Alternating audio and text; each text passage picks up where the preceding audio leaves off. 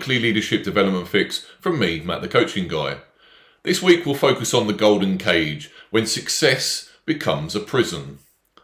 You did everything right. You've climbed the ladder, earned the title, built the reputation, and accumulated the traps of success. From the outside, your life looks enviable, but inside, you feel trapped. The lifestyle you've worked so hard to afford now demands you keep working in a way that's draining you. Your identity you've built feels less like armour and more like a straitjacket. This is what happens when you gain achievement without alignment. The golden cage looks nothing like a prison until you try to leave it. This week we'll explore this paradox and help you break free. So your quotes for this week are: the cage you've built to protect yourself has become the cage that imprisons you, unknown. There is no passion to be found playing small, in settling for the life that is less than the one that you're capable of living, Nelson Mandela. I didn't want my life to be a monument to my career. I want my career to be the tool for my life, Arianna Huffington.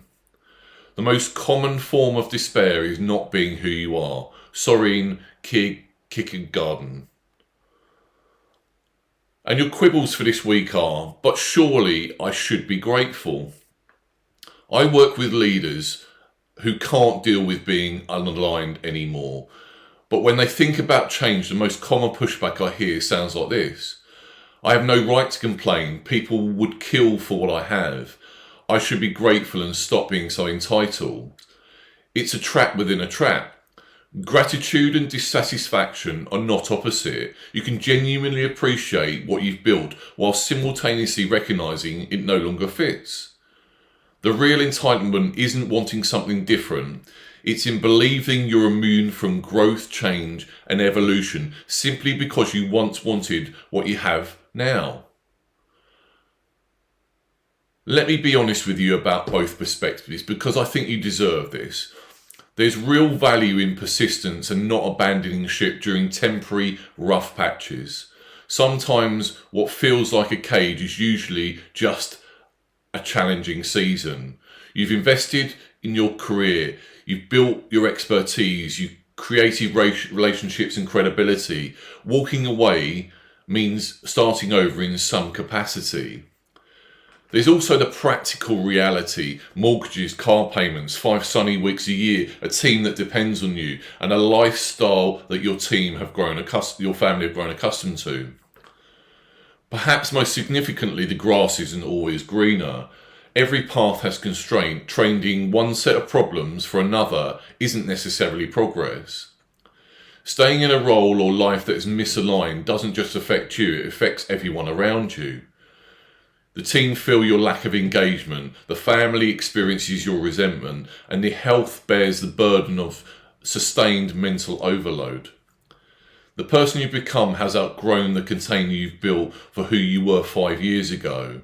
And unlike seasons, which eventually pass, misalignment compounds. The longer you stay there, the more you have to lose. The more your identity clings to something that doesn't fit, and the harder it becomes to make change. Sometimes the bravest thing isn't to stay the course, it's to admit it's time to move on.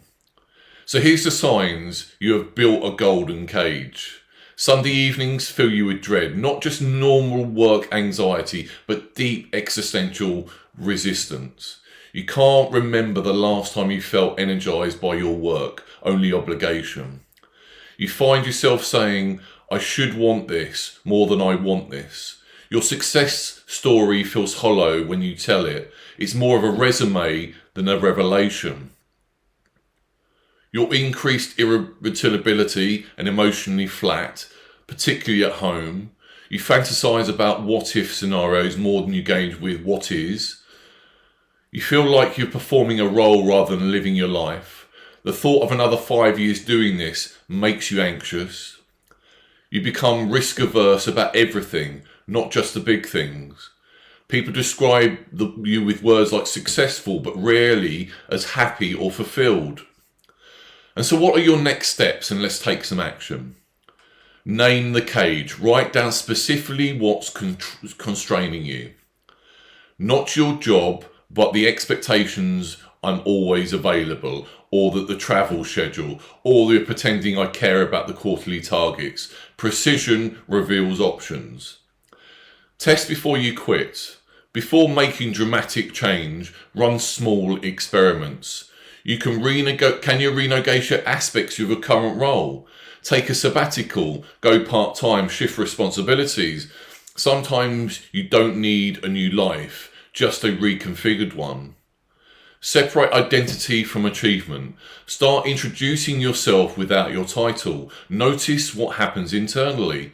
Begin cultivating interests that are nothing to do with your professional brand. Rebuild your sense of self outside of the cage. Calculate your real fuck you number. Most of you are overestimating what you need. Strip away the lifestyle inflation. What would it actually take for you to live meaningfully rather than impressively? This number is often smaller than you think. Build a both and plan. You don't have to choose between security and fulfillment in one dramatic leap. What does a 12-month transition look like? What does a 24-month one look like? Most cages have doors, but you need to plan before you walk through them. Talk to someone who's left. Find someone who's walked away from something impressive to pursue something more meaningful. Not to copy their path, but to learn that life continues, often better, on the other side of the cage door. And start with one true thing. This week, say one completely honest thing about how you're feeling to someone you trust. Secrecy keeps the cage locked. Honesty starts to open it.